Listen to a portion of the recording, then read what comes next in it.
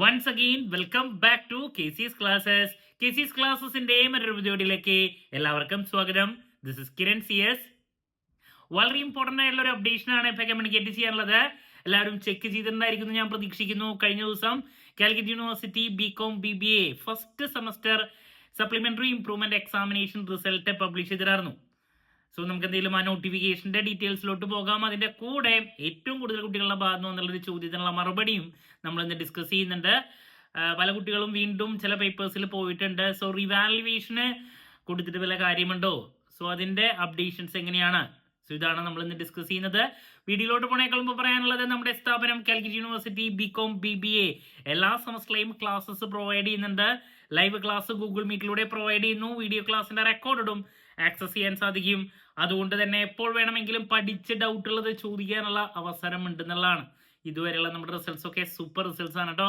So നമ്മുടെ ക്ലാസ്സിൽ join ചെയ്ത് പഠിച്ച് നല്ല മാർക്ക് മേടിക്കാൻ താല്പര്യമുള്ള കുട്ടികൾക്ക് ഡിസ്ക്രിപ്ഷൻ ബോക്സിലുള്ള എൻ്റെ വാട്സപ്പ് നമ്പറിൽ കോൺടാക്ട് ചെയ്യാം, ക്ലാസ്സസ് ആക്സസ് ചെയ്യാം. ഓക്കെ, സോ ഇതാണ് നമ്മുടെ notification. 2024 November 1 semester BCom BBA BCom honours supplementary improvement examination November 2024 2019 admission പരീക്ഷാഫലങ്ങൾ പ്രസിദ്ധീകരിച്ചു. പരീക്ഷാഫലം യൂണിവേഴ്സിറ്റി വെബ്സൈറ്റിൽ അവൈലബിൾ ആണ്. ഉത്തരക്കടലാസുകളുടെ മൂല്യനിർണയം, സൂക്ഷ്മ പരിശോധന, സ്ക്രൂട്ടിനിയാണ്.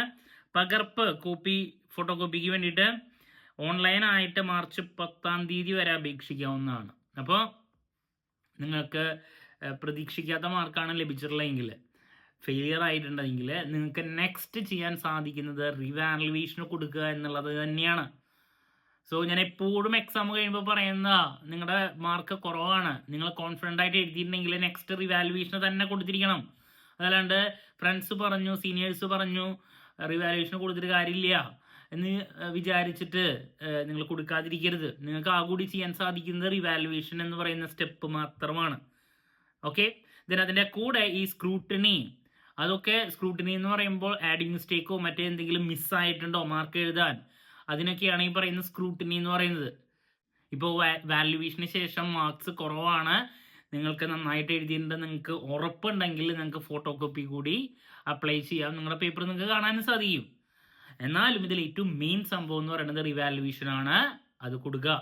ഓക്കെ, സോ എന്ത് ഡൗട്ട് ഉണ്ടെങ്കിലും കമൻറ്റ് ചെയ്യുക, അതിനുള്ള മറുപടി ഞാൻ വീഡിയോസിലൂടെ നൽകുന്നതായിരിക്കും. മറ്റൊരു വീഡിയോയുമായി വീണ്ടും കാണാമെന്നുള്ള പ്രതീക്ഷയോടെ നിർത്തുന്നു. This is Kiran CS signing off. Have a nice day. Thank U.